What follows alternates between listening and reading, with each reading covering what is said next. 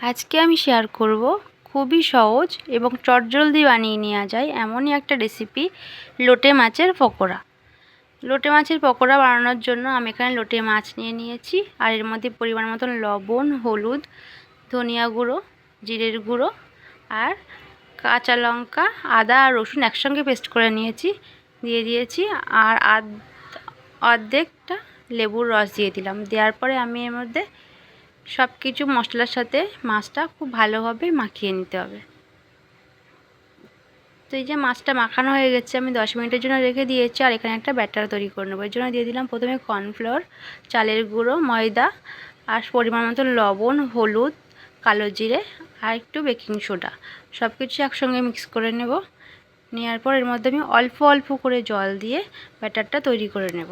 একসাথে বেশি জল দিলে এটা পাতলা হয়ে যেতে পারে, তো অল্প অল্প করে জল দিয়ে যে এরকম ঘনত্বের আমি একটা ব্যাটার তৈরি করে নিলাম। তো এই যে এরপর আমি এটা ভালোভাবে ফেটিয়ে নেব। বেসনের কিংবা যে কোনো পকোড়ার ব্যাটার যদি ভালোভাবে ফেটিয়ে নেওয়া হয় তাহলে কিন্তু পকোড়াটা খুবই মুচমুচে হয়।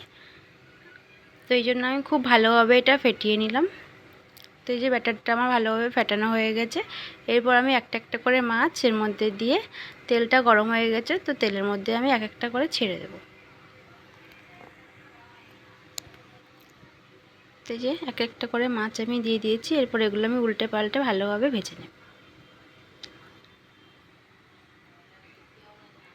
তো এই পকোড়াগুলো হয়ে গেছে, এগুলো আমি তুলে নেব। এরপর আমি এই তেলের মধ্যে বাকি মাছগুলো এক এক করে দিয়ে দেব।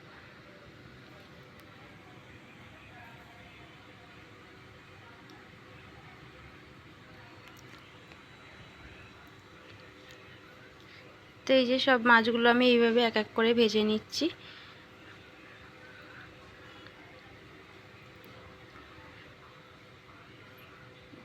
তো আমার কিন্তু সব পকোড়াগুলো ভাজা হয়ে গেছে। এরপর আমি এগুলো তুলে নেব।